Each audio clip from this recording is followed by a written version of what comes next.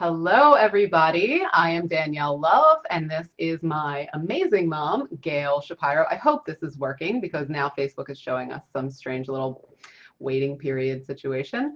Okay, we are live. So today we are continuing our talks, which we started a few weeks ago. First, we talked about kind of the cancer update and how we stay in good relationship with our health and our well-being, even through tough times. And now we're here to talk about relationships. The main kind of thing that my mom and I have heard, especially through my professional career, as I've traveled with me to many speaking engagements around the world, and how she has helped me run my group coaching program that I have closed down, but we ran it together for 2 years. And the feedback always and inevitably is, how do you two have the amazing relationship that you have?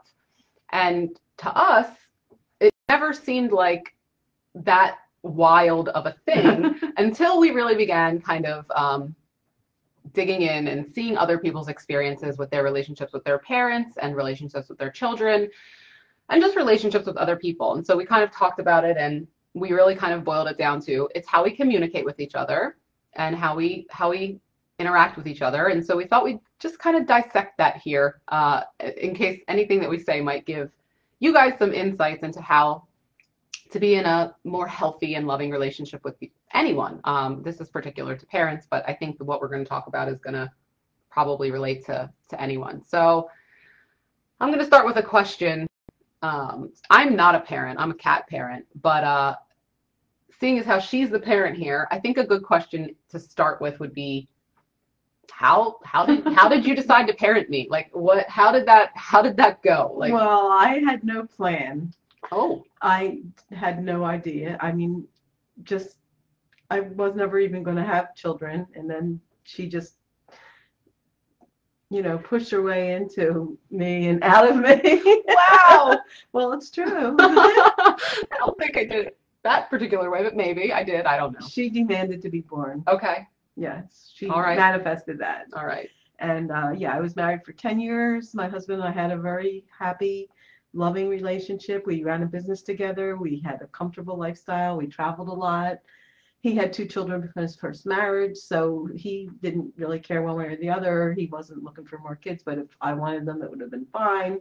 I didn't want them. And then all of a sudden, when I turned 30, I had this epiphany that came over me.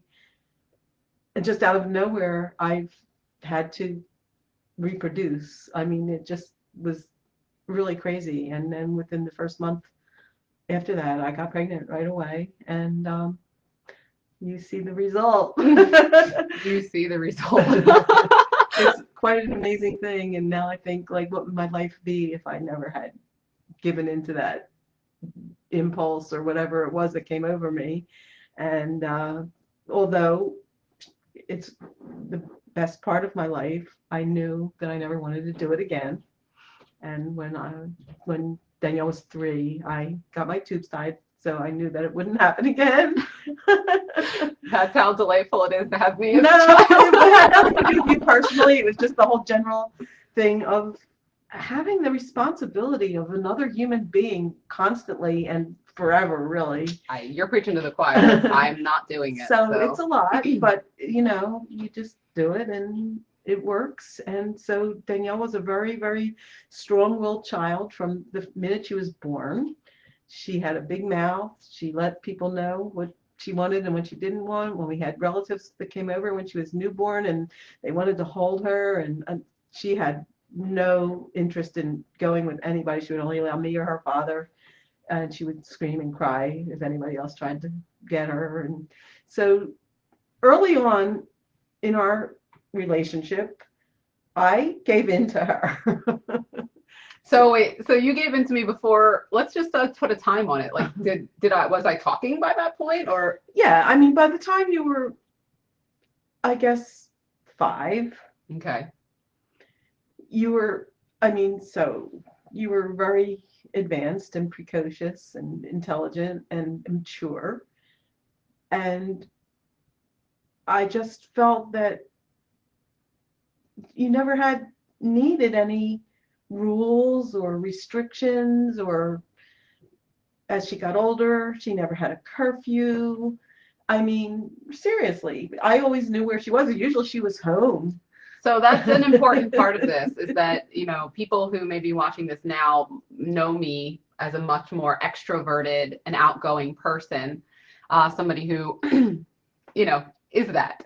And I am, but I'm also very introverted. And when I was younger, I had a very tumultuous childhood in the sense of getting diagnosed with diabetes at just after turning 9, and then my father dying at 12, and I struggled with depression and binge eating and all kinds of things. And so all that to be said kind of made me like, I never wanted to leave the house.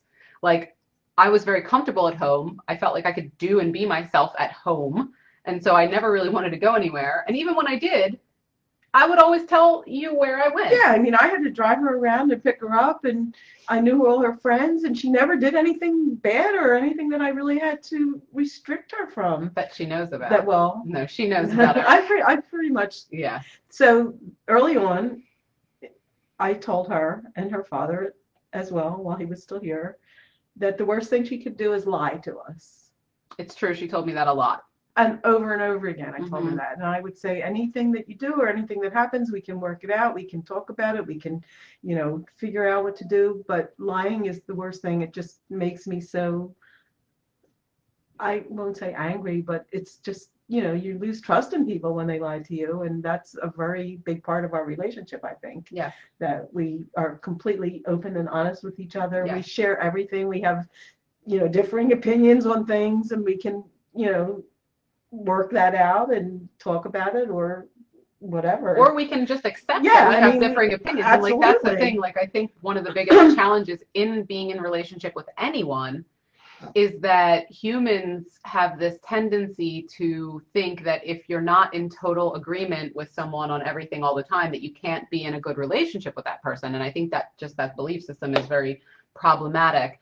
And so, go ahead. So nothing. I mean, I was just talking about your younger years, because even before you were depressed over losing your father and having diabetes and all that other stuff, even as a much younger child, you were a homebody. A homebody, yes. All her friends were at our house. She never really wanted to go much to other people's houses. And that was also probably because, if you look back at it, like, not, I mean, just to say it plainly, like, you were the cool parent. Like, and not in the sense that you, like, let us do, like, anything wild or outrageous. It's just that you weren't, like, micromanaging us, or you weren't, like, I guess they call it helicopter parenting. Yeah. Like, you weren't, like, hovering over me or my friends or asking us what we were doing, or, like, you saw that we were okay, and if we needed something, we'd come to you. And so my friends started noticing that as well, and they wanted to come. And there was always a lot of good food around. That's true. So yeah, so she kind of set the tone, and I just went with it because there was nothing to object to. She was smart and mature, and she handled herself well. She was reading at a 6th grade level in pre-kindergarten, and that wasn't intentional. I never sat down and said, I'm going to teach her to read, but we started reading the minute she was born. I always read books to her, and she must have just picked it up. I mean, she's, you know, pretty amazing. And she has to say that she gave birth to me. And so yeah, she just kind of charted her own course, and, you know, I'm sure I advised her on things and helped her with things, but we never had a lot of disagreements or things that we really had to argue or fight about. Right. And so, and I'll say, just from the child's perspective, I think one of the reasons why that energy was true was because even if I said something to her or came to her with something that I felt might be controversial or might be something that a parent would not want to hear about, she fully accepted whatever it was. Like, she was not judgmental. She didn't yell at me. She did not belittle me. She did not in any way make me feel less than if I had a differing way of life, right? So I think that energy is so, so important, because for me, from having worked with so many parents in a coaching client relationship, because I'd say the very vast majority of my clients have children, is that what I see happening is that from the parents' perspective, they're wanting their children to be and do and act in a very specific way that the parents think is the right way for that child to act. And I pretty strongly disagree with that statement, unless the child is doing something extremely harmful to themselves or others or something along those lines. But if the child is expressing themselves in a way that is not necessarily in alignment with the parent, just because the parent doesn't agree with it or that's not the way the parent feels, they make the child feel like they're a bad person, or they make the child feel like they're wrong or stupid or defective because they don't work or act in the same way. And that's what I've seen over and over again from a coaching perspective. And have you seen that in your own, not just parenting, but like I know you have a lot of friends and stuff that are parents too. So I mean, yeah, over the course of my career, and I've met and had friends and acquaintances and heard a lot. People always kind of, I don't know, gravitate towards me. A lot of times people confide in me about things that are, relationship oriented. And I've found that a lot of people have a very bad relationship with their mother. Mm-hmm. And it just kind of surprised me because we've always had such a good relationship. And I don't know, just I can't speak for other parents, but I think, if people look back on it, I would say I was a very permissive parent. Mm-hmm. Like I said, there were really no rules. As long as she wasn't doing anything wrong, there was really no reason for it. Yeah. She did keep a messy room, and I, in the beginning, tried to get her to clean up. Not that I was a super clean freak anyway, but, at least not having clothes all over the floor and whatever. So it got to the point where, she didn't want to clean her room, but every once in a while, she would just go in there and like she could get that room clean in like a day. It looked perfect, but it was on her terms whenever she felt the need to do that. So my solution to that was just keep the door closed, and I didn't have to look at it, and I didn't have to keep bugging her about it because it wasn't that important. It wasn't anything that was hurting anybody, and that was the way we lived. Yes. Just, pretty much open with each other and talk about everything. And I don't know. Okay. Just Yeah, and let's like, because for the sake of, keeping the timeline of growing up, let me make sure this is even working here. So when I started being sexually active, this is something that most at that point in a child's life, or I was, still of child's age. I was not, I had a boyfriend. We were together for 2 years, and it was very responsible, and it was protected and everything like that. But as soon as I did it, I went and ran to my mom, and I told her that I had sex, and I was 14 years old. And so she said, oh, okay, well, let's make you a gynecologist appointment, and let's, explore birth control. And so she didn't make me feel like garbage. She didn't scream at me. She didn't tell me anything was wrong with me. And I think that that's so, so, so, so important. And I don't know how you felt about that at the time. Well, I felt she was young, but she was, like I said, very mature. She had always interest in boys and they in her. And she was with this boy that was a nice, good boy. And I mean, it's certainly something that's expected. I mean, I just, know that's what's going to happen when people are in a relationship. I mean, age doesn't always have something to do with it. So I just wanted to make sure she didn't get pregnant. She was very responsible, and that was the way we handled it. Yeah. And that was wonderful. It worked out okay. It worked out great. It worked out wonderfully for me as the person who, when you are in that position, you want to have somebody that you can trust to go to and talk to about it. And I had friends as well, which I'm sure I talked to them as well. Oh yeah, by the way, not as an afterthought, but happy birthdays to Alexis, my sister, who's today is her birthday, and we're going to be celebrating on Monday. But anyway, so happy birthday. It's just very comforting to know that you can go to your parent and have these honest conversations and not be chastised. And then, so let's kind of speed the timeline up a little bit, which is kind of, I mentioned it in the description, is that she says it wasn't a fight. I feel like it was a fight. So see, already we're fighting.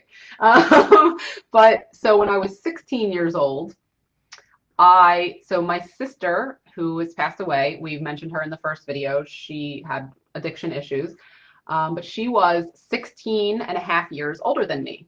And so I manipulated her. Not that it took that much, but I manipulated her into coming with me to a piercing shop and to sign as my mother so that I could get my tongue pierced. And I had already asked my mom if that would be okay, and she said no. And so I knowingly went beyond her word, and I got my tongue pierced. And it's still pierced to this day. So it's not like you can't see it. I wear a clear one, so people can't see it. But the point being is that she didn't speak to me for like 3 days. All right, so let me tell you my side of this. So before she did it, we had talked about it multiple times, and she had tattoos. I mean, I had one tattoo. Yeah, and I gave into that. Yes. And I was concerned because of her having diabetes. I mean, everybody always says, you shouldn't do these things to your body. Not true. It may not be true, but at the time then, that's what I believed and was told and learned. Mm-hmm. And especially the tongue piercing, it just seemed way too radical for me. And I'm pretty open-minded. And I'm a radical woman. You are. So that was the one thing in her whole life that I actually ever forbade her to do. I just said, no, just, that's just not something you need to do. It's not going to be good for you. And so she came home. It was a Friday night. And she was in the house, and she was just keeping her mouth really closed. She wasn't saying much. And, I didn't really catch on at first. But then eventually we talked, and she opened her mouth, and I saw it. And I just was so disappointed. That would be my real reaction, that she would go against me when she knew how strongly I felt about it. And that was the first time in our whole entire relationship that we ever had something that really felt like a rift. Yeah, a rift, a crack, like she didn't respect my opinion or my knowledge or whatever. And the fact that she would go against me after we talked about it, and that really bothered me a lot. And so I was furious, and I don't remember exactly what was said between us, but that was a Friday, and I did not speak to her for the whole weekend. And I just remember her coming to me like on Sunday, and she said, "What, are you never going to talk to me again? I'm still the same person, and I don't want to get rid of it, and this is the way it is." So, I mean, I couldn't stay mad at her forever. And that was the story of that. And evidently it was something that she really needed, since she still has it at almost 40 years old. I am not 40, by the way. Almost. I'm 38. I'm 38. No shade to anyone above, but like, don't age me. Okay, sorry. No, but that's a good example of two people like you and I who have a great relationship, but we have a very different view on body modification. Like, yes. Very different view. I have many piercings. I have 40 plus hours of tattoo work on my body. My mom has none of that. I have pierced ears. She has pierced ears. Okay, right, of course, but like nothing like that. So the influence for that was fully my own. I don't even know where I've always wanted to modify my own body. It's my body. Yeah, there was really nobody else that we knew that was into all that. Me neither. It wasn't just like she was influenced by someone. I wasn't. I just knew that I wanted it, and I still want it now. So it was something that I knew even at that age that was right for me, and I wanted to respect her kind of authority by getting her blessing, but I also have a very strong anti-authority energy about me. I don't do well in authoritative settings. So even though she wasn't exerting an authority, I still went anyway. So do I regret it? No.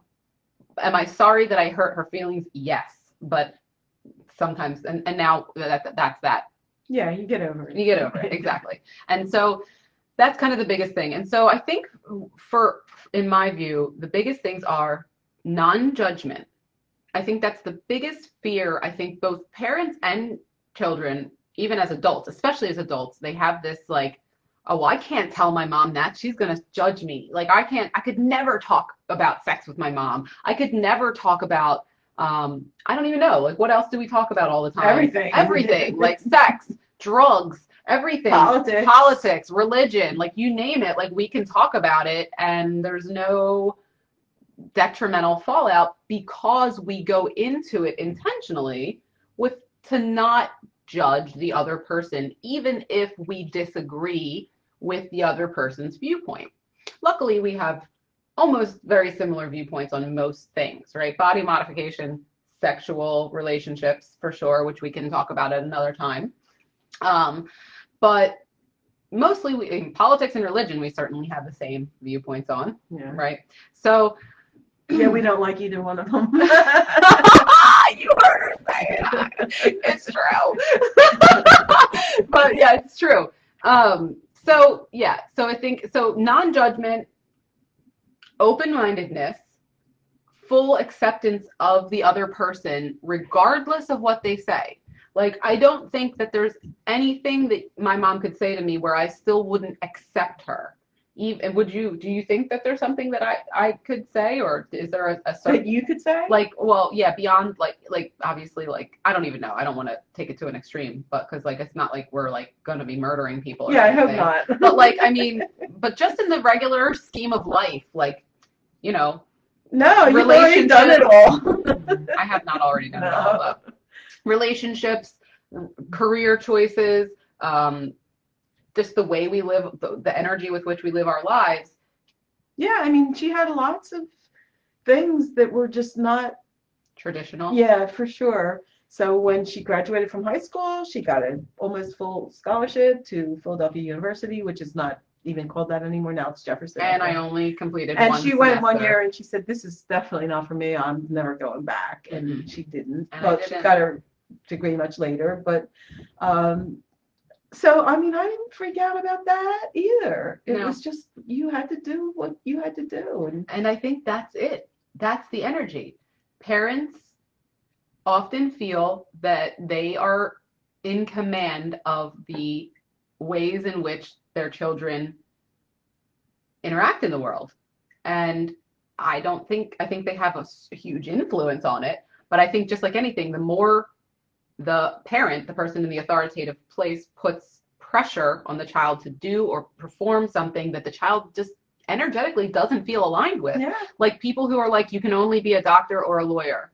And then like the child is like at 35 years old, like ready to like end their lives because they're so unfulfilled, but the fear of disappointing their parents is even more overwhelming. So it's, and like I see this happening all the time with people that I know.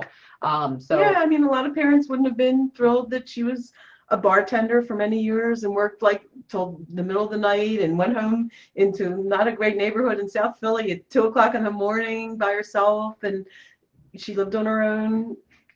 As soon as she was 18, she was self-sufficient and financially taking care of herself since she was 18. I had to move out for a job. We lived in a duplex.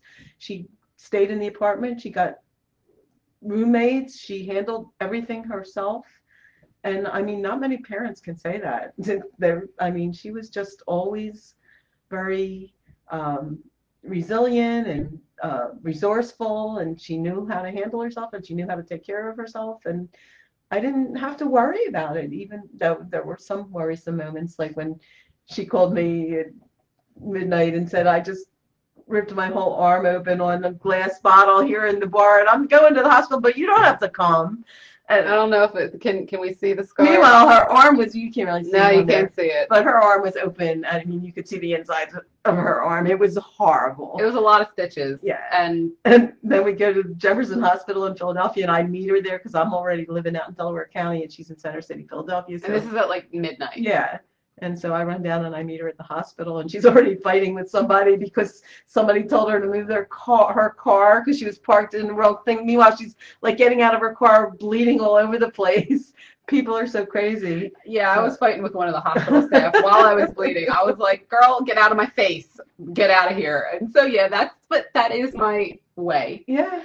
I'm a very loving person, but as they say in Philly, I can go from 0 to Philly in 2 seconds flat. Like, and I don't want to. I have no desire to like be rude but like if you're doing something that's dangerous, which is like I'm literally possibly bleeding to death and you're trying to tell me to move my car, I'm definitely going to check you. Like, I have no problem with that. And then we stayed at the hospital for like, what, 5 hours before they even got to see you. Mm-hmm. And then when the doctor finally gets ready to stitch her up, she's asking, do you know what you're doing? It was an intern. Yeah. He literally admitted that he had barely ever given stitches before. I could tell immediately by his energy when he walked in that he had no idea what he was doing. But anyway, He did it. He did it fine, and it's fine, and God bless him. Genuinely, I hope he's well. But yeah, so just overall, and I think that, I'm sure I was that way in my being just because I was that way, but the freedom with which I had to expand my true self under your purview, because I always felt safe. I always felt like even if I was going to go jump out on a limb, I could always come home and be comforted. And I could always come home and be loved. And I can always come home and have that support when I was about to like while out, like, which I sometimes do. Like but I don't think it's that, but society will tell you that the way that I live my life is wild or whatever, but I don't see it that way. But it was the support and the constant acceptance of me. No matter how I showed up, you constantly accepted me for who I was. And that's why I am so self-sufficient. I think it's like that the belief is that like, well, if I have to hover over and make sure she does everything right. It's like, no, it's in doing that where the kid doesn't ever gain the ability to know and trust that they can do things for themselves. Oh yeah, you were always good at doing things for yourself. Yeah. Then she was a kid and she couldn't wait to get on the bus to go to school by herself. What I was thinking about that. We used to drop her off and chauffeur her around everywhere, and she thought it would be so cool to go in the bus by herself. And by the bus, she means SEPTA. And for people who don't live in Philadelphia, this is not like a school bus that comes up to your house. This is like the next step down from New York City public transportation. Like you need to watch yourself where you're standing. It's not cute. Yeah. And then once she got to do it, she realized that it was no big fun. But then I still did it. Yeah. Well. And then I got my driver's license the second I turned 16. And that's the other thing. I have known so many people over my life who complain when their children are turning 16. Oh my God, I'm so worried about my kid driving. It's going to be just a constant worry. And my reaction was totally different. I said, I can't wait till she gets her license so I don't have to drive her around everywhere all the time. And I knew she would be, responsible, and she always was. And she always had her own car, and she did her own thing, and it worked out. It did. She does okay. I do okay. I do all right in the world. But one thing I can say that I feel like I have in this world, hey Tam, is that I feel like I have the ability to do and be whoever I really feel like I am, in part because the person that birthed me gave me the space to know that I could express myself in any way and that I would still be loved and that I would still have a home and that I would still have acceptance even if I went way off the rails. And I really didn't ever go way off the rails. But it depends on what you consider way off the rails. Well, and then right? Probably because just to say as a sidebar, I did have step parenting experiences with my husband's 2 daughters from his first marriage, and the one who was a drug addict was quite challenging for many, many years. So I had experience with people who really went off the rails, and compared to that, Danielle was like an angel. So that might have had something to do with my open-mindedness, because I realized how bad some things could be and how good you were. Yeah, and I kind of want to highlight, like, not for any other reason other than to kind of drive the point home about off the rails, because I think there are a lot of parents that would categorize what I did as off the rails.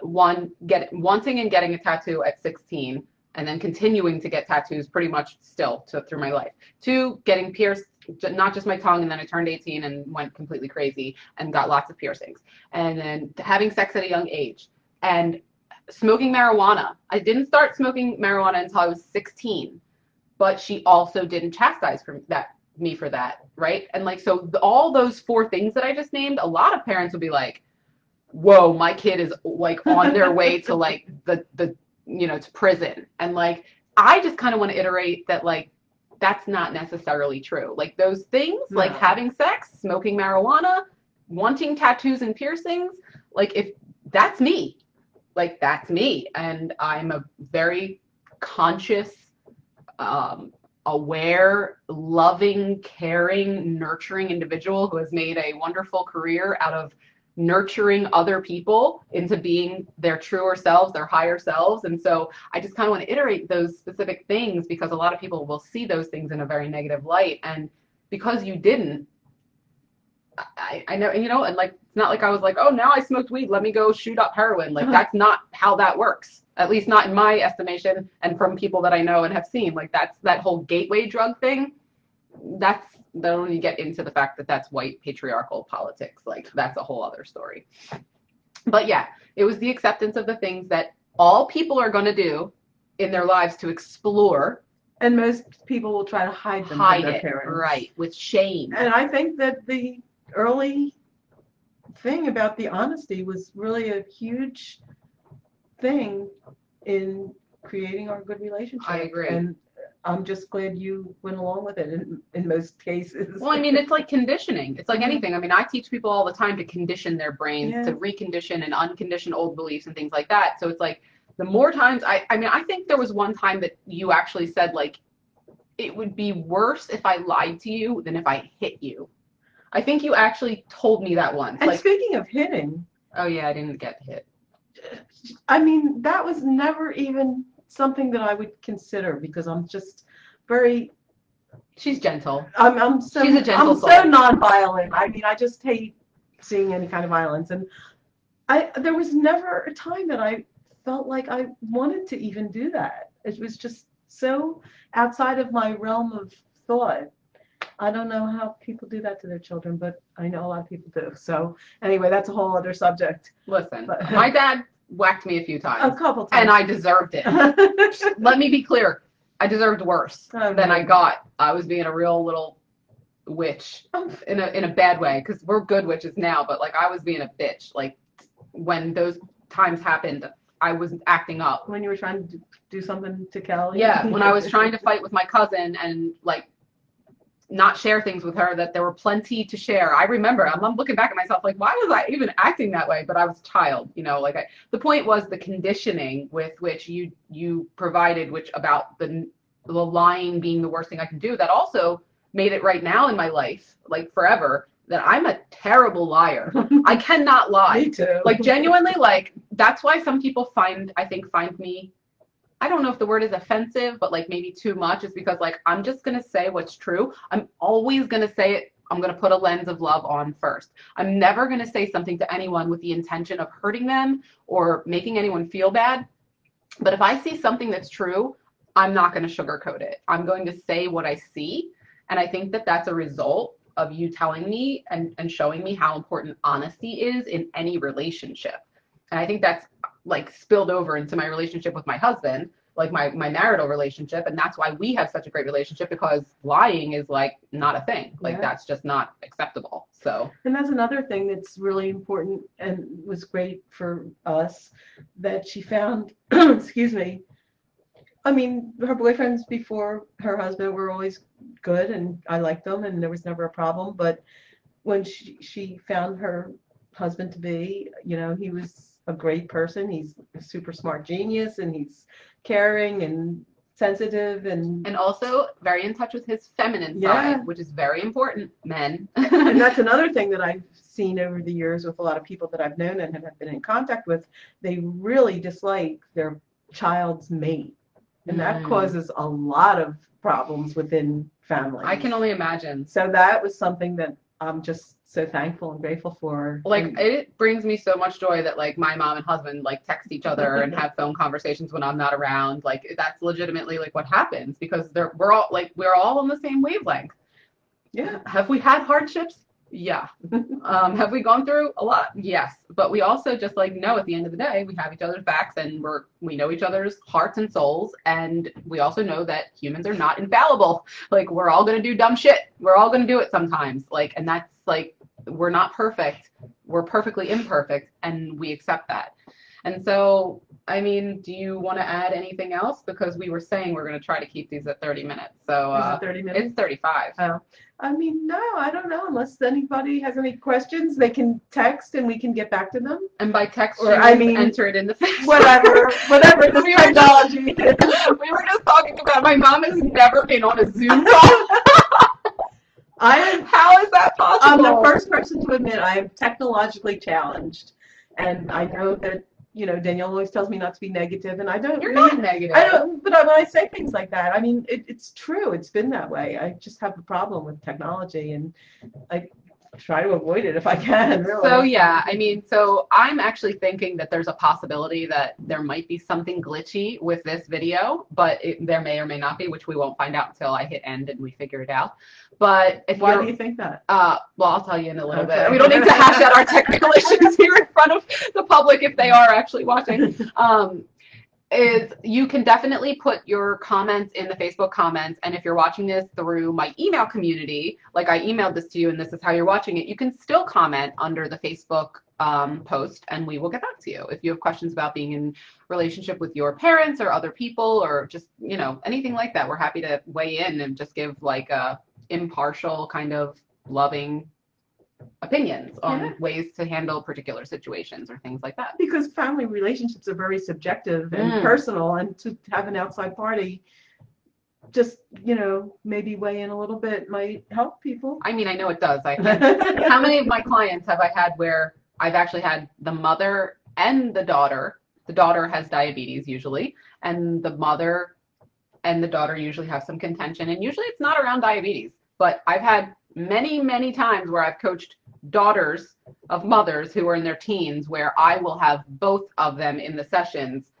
and to their own testament has changed their relationship with each other, because I'm sitting there in the middle kind of being a mediator and offering tips and strategies on how to better communicate, words that would be less offensive, things, you know, ways to say, hey, I think that I'm hearing you say this. When I hear you say this, I think this is what I'm saying, kind of reiterating it back versus just being like, why are you attacking me? Like, right? Because like a lot of times that's the way people feel. So definitely ask questions if you have them. And thank you for watching. And anything else?